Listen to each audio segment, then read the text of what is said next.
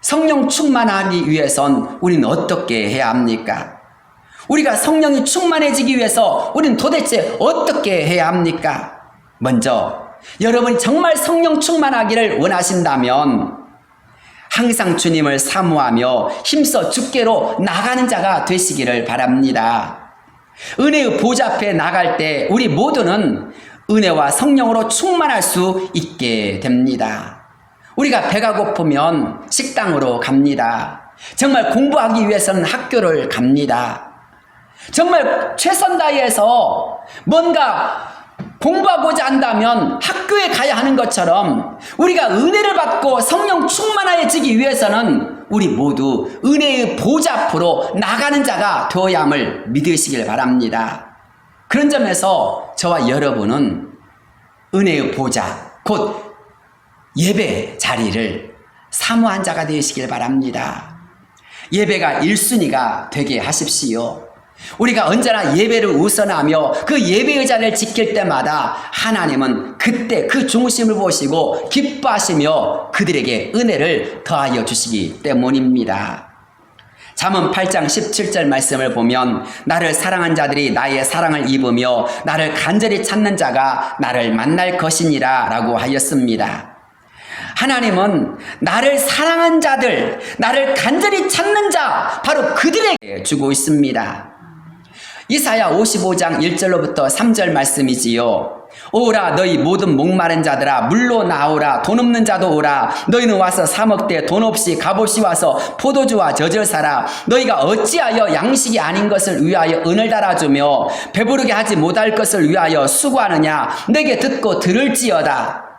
그리하면 너희가 좋은 것을 먹을 것이며 너희 자신들이 기름진 것으로 즐거움을 얻으리라. 너희는 귀를 기울이고 내게로 나와 들으라. 그리하면 너희의 영혼이 살리라. 내가 너희를 위하여 영원한 언약을 맺으리니 곧 다윗에게 허락한 확실한 은혜이니라.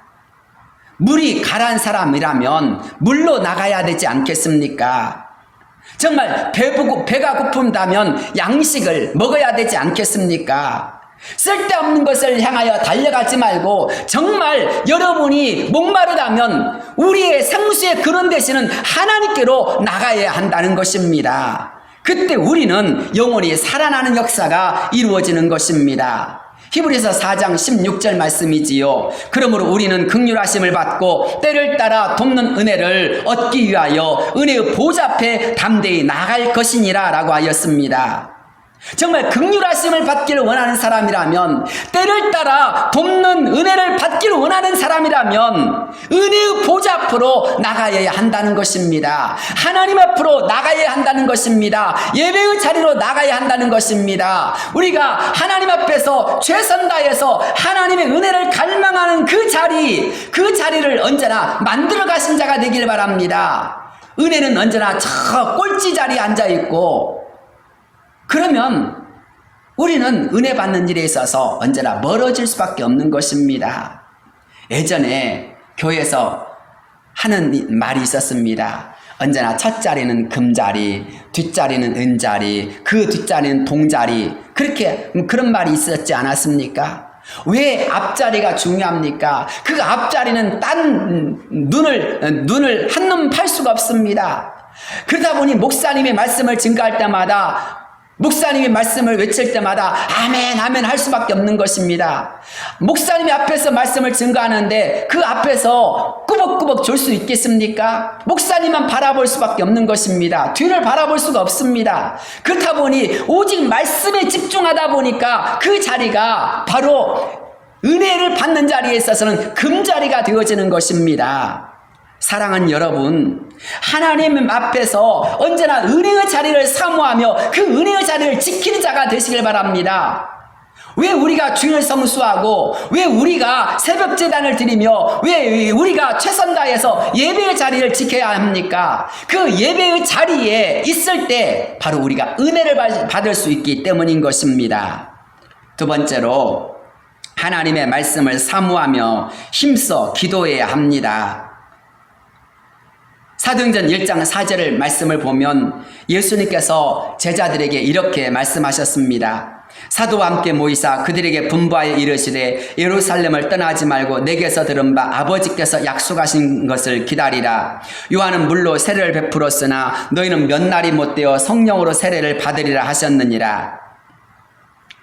이 주님의 말씀에 대해서 제자들이 어떻게 하였습니까? 사도행전 1장 12절 말씀을 보면 제자들이 감람원이라 하는 산으로부터 예루살렘에 돌아오니 이 산은 예루살렘에서 가까워 안식일에 가기 알맞은 길이라. 들어가 그들이 유하는 다락방으로 올라가니 베드로와 요한, 야고보와 안드레와 빌립, 도마와 바돌로메, 마테와 및 알페오의 아들 야고보, 셀로신 시몬, 야고보의 아들 유다가 다 거기 있어 여자들과 예수의 어머니 마리아와 예수의 아우들과 더불어 마음을 같이하여 오로지 기도에 힘쓰더라.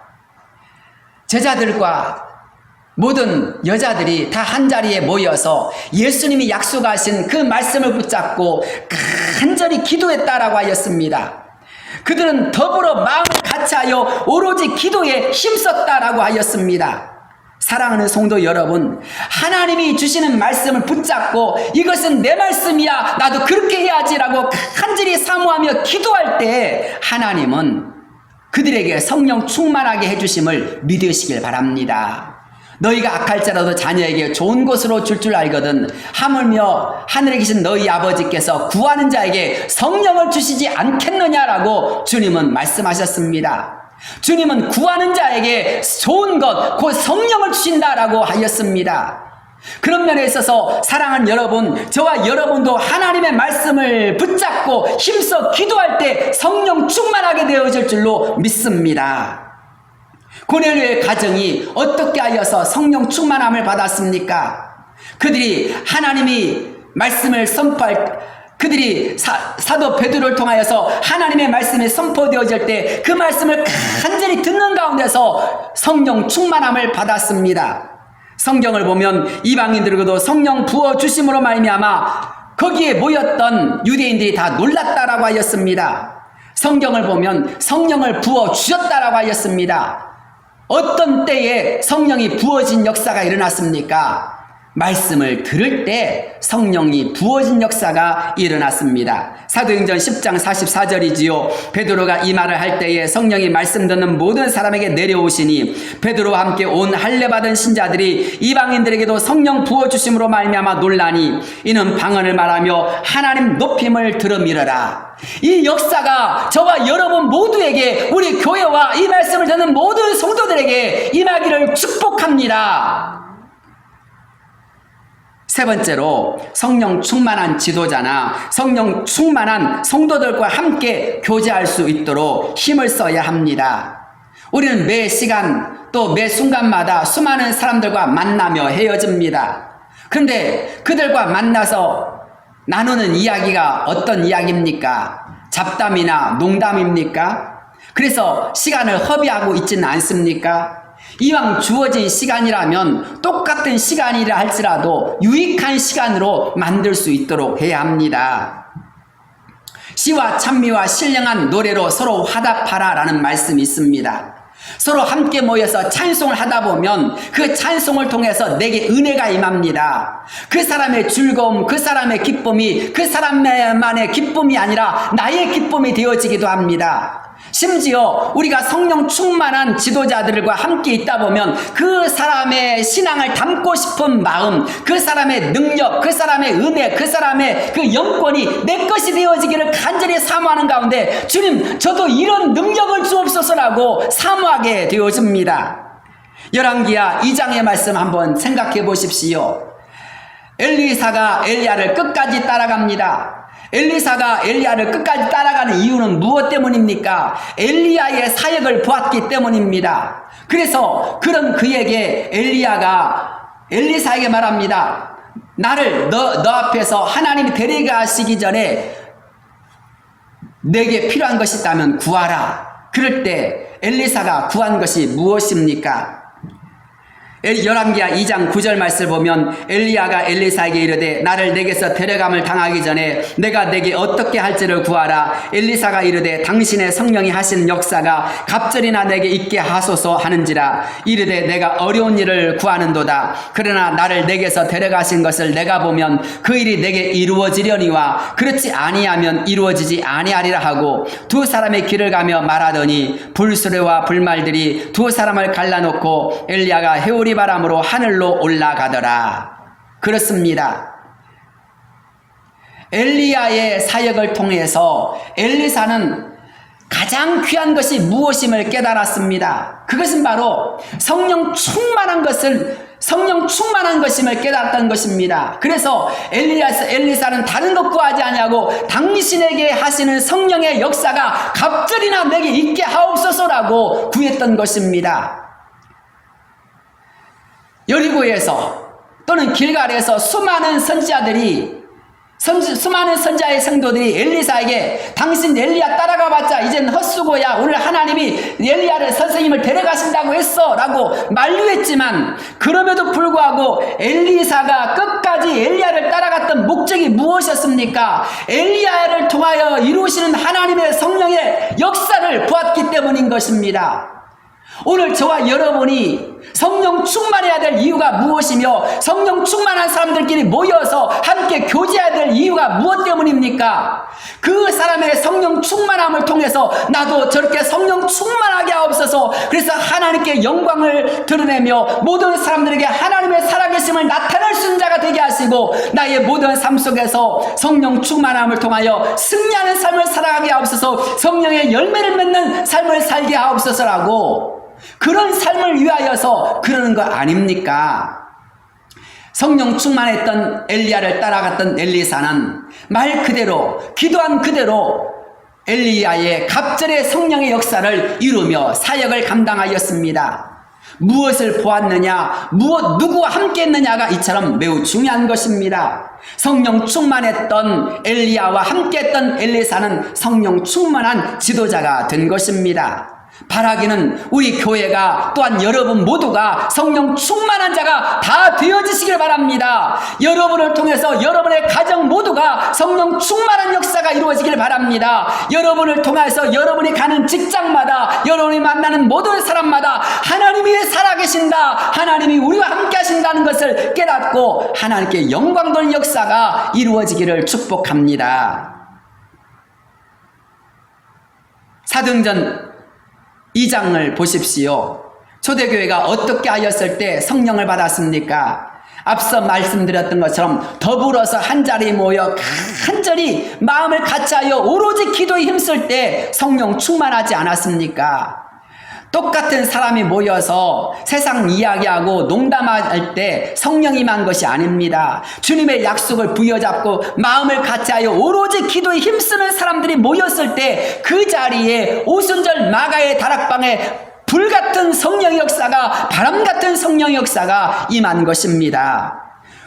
지금 교회가 해야 될 일, 지금 교회가 회복해야 될 것이 무엇입니까? 바로 마음을 같이하여 오로지 기도에 힘써 오직 성령 충만함을 받는 일이 아니겠습니까? 그런 점에서 저와 여러분 모두가 바로 마음을 같이하여 성령 충만하기를 힘쓴 자가 되어야 할 줄로 믿습니다. 왜 우리가 저녁마다 모여서 최선 다해서 기도하고 하나님 앞에 부르짖습니까? 성령 충만하길 위해서인 것입니다.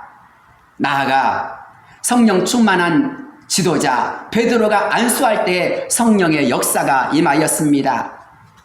성령 충만한 주의 종들이 안수할 때 때로는 그들에게 성령이 임하기도 합니다. 사도행전 8장 14절로부터 17절까지의 말씀을 보면 사마리아 성 사람들이 빌립을 통하여서 복음을 듣게 되었습니다. 예수님을 믿게 되었습니다. 그러나 이때 초대교회가 했던 일이 무엇입니까? 베드로와 요한을 그곳에 파송하였습니다. 베드로가 그 사람들을 보았습니다. 예수님을 믿는 것을 보자 깜짝 놀랐습니다. 사마리아 사람들이 예수님을 믿게 되어졌을 때 베드로는 정말 놀랐을 것입니다. 예수님의 말씀대로 이루어졌던 것입니다. 그러나 그때 그들에게 부족한 점이 있었습니다. 바로 성령이 없었다는 것입니다. 이때에 베드로가 그들을 위하여 했던 일이 무엇이었습니까? 바로 그들에게 안수하였습니다. 그러자 사마리아 성 사람들 모두가 성령 충만함을 받게 되었습니다. 그것은 사도 바울이 에베소 성도들을 만났을 때도 마찬가지였습니다. 너희가 믿을 때에 성령을 받았느냐라고 하였을 때 그들은 우리가 성령에 대해서 들으심도 알지 못한다라고 대답하였습니다. 그때 바울은 그들에게 안수하였습니다. 그들을 위해서 간절히 안수하자 그들 모두가 성령 충만함을 받았다라고 하였습니다. 그렇습니다. 성령 충만함을 받는 것은 함께 모여 기도할 때나 성령 충만한 주의 종이 안수할 때에 성령을 받기도 합니다. 어쨌든 우리 모두가 성령 충만한 역사가 이루어져야 할 줄로 믿습니다. 그런 점에서 성령 충만한 곳을 사모하는 자가 되기를 바라며 성령 충만한 곳이 되도록 우리가 함께 만들어가는 역사가 이루어지기를 주의 이름으로 축복합니다. 마지막으로 성령 충만함을 우리가 받기 위해서는 성령 충만을 방해하거나 성령을 소멸하는 행동을 피해야 합니다. 데살로니가전서 5장 17절 말씀을 보면 성령을 소멸하지 말며 라는 말씀이 나옵니다. 원어로는 토, 푸니마, 메, 스벤뉘테라고 하였습니다.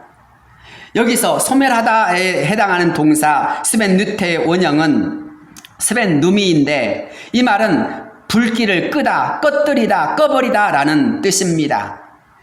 우리에게 성령의 불이 타올라야 하는데 어떤 사람은 성령을 소멸해버리는 사람이 있습니다. 성령께서 우리에게 감동하실 때, 성령께서 우리를 주장하실 때 아니야, 나 이것이 더 급해 하면서 다른 짓을 해버린다는 것입니다.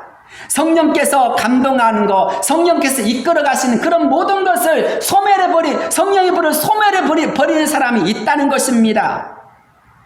우리가 잘 아는 사울왕을 생각해 보십시오. 하나님의 말씀이 주어졌음에도 불구하고 그는 불순종하였습니다. 그 불순종함으로 말미암아 하나님의 신이 그에게서 떠나가 버렸을 때 그 순간 그에게 악신이 들어오지 않았습니까? 그런데 그 후 다윗을 보십시오. 다윗도 범죄하였습니다. 다윗이 우리아의 아내를 범죄한 후에 그때 그가 하나님 앞에 행한 일이 무엇이었습니까? 눈물로 침상을 적셔가면서 주의 성실을 내게서 거두지 마시고 라고 그는 간절히 기도하지 않았습니까? 사울이 하나님의 신이 떠나버렸을 때 그 모든 것을 보았기 때문에 다윗은 그것을 두려워하면서 하나님의 성령을 내게서 거두지 말아달라고 간절히 기도했던 것입니다. 그렇습니다. 하나님의 성령이 떠나가 버리면 그 사람은 살았다는 이름은 가졌으나 실상은 죽은 것입니다. 그런 점에서 저와 여러분 성령 충만한 자가 되어야 할 줄로 믿습니다. 성령의 불을 끄지 않도록 늘 성령 충만함에 이끌린 자가 되어지길 바랍니다. 또한 에베소서 4장 30절 말씀을 보면 하나님의 성령을 근심하게 하지 말라 그 안에서 너희가 구원의 날까지 인치심을 받았느니라 라는 말씀이 나옵니다. 하나님의 성령을 근심하게 하지 말라라는 말의 원어의 뜻은 성령을 슬프게 하거나 성령을 고통하게 하지 말라라는 말씀입니다. 우리가 하나님의 성령을 근심하게 하는 때가 언제입니까? 성경을 보면 인침을 받은 자가 다시 죄를 짓거나 말씀에 불순종할 때 성령은 근심하게 된다라고 하였습니다. 그렇습니다. 우리가 성령의 뜻대로 순종하지 않거나 때로는 범죄하게 되는 순간 그때 성령은 너무나도 슬퍼하며 탄식하신다는 것입니다. 사랑하는 여러분, 성령이 나를 인하여서 탄식할 때, 고통할 때 그것이야말로 얼마나 하나님의 마음을 아프게 하는 행동이 되겠습니까? 그런 점에서 우리는 죄가 우리를 유혹할 때, 죄가 우리를 틈타려고 할 때 우리 모두는 죄에 대해서 저항하는 자가 되어야 할 줄로 믿습니다. 데살로니가 전서 5장 22절을 보면 악은 어떤 모양이라도 버리라 라는 말씀이 나옵니다. 사랑하는 여러분, 악한 것들은 얼마나 우리를 달콤하게 그럴듯하게 유혹하며 들어오는지 모릅니다. 그러나 아무리 그럴 상황이 있을 수밖에 없는 상황이라 할지라도 악한 것이라면 철저하게 버리며 피하는 자가 되시기를 바랍니다. 두 번째로는 세상을 사랑하지 말아야 합니다. 요한 1서 2장 15절 말씀을 보면 이 세상이나 세상에 있는 것들을 사랑하지 말라. 누구든지 세상을 사랑하면 아버지의 사랑이 그 안에 있지 아니하니 이는 세상에 있는 모든 것이 육신의 정욕과 안목의 정욕과 이생의 자랑이니 다 아버지께로부터 온 것이 아니요 세상으로부터 온 것이라. 이 세상도 그 정욕도 지나가되 오직 하나님의 뜻을 행하는 자는 영원히 거하느니라 라고 하였습니다. 세상에 있는 것들은 잠깐입니다. 그러나 하나님에 있는 것은 영원한 것입니다. 잠깐 있는 이 세상 것, 멸망할 것, 타버릴 것, 그것 좋아하다가 결국 롯의 아내가 소금 기둥이 되어버리지 않았습니까?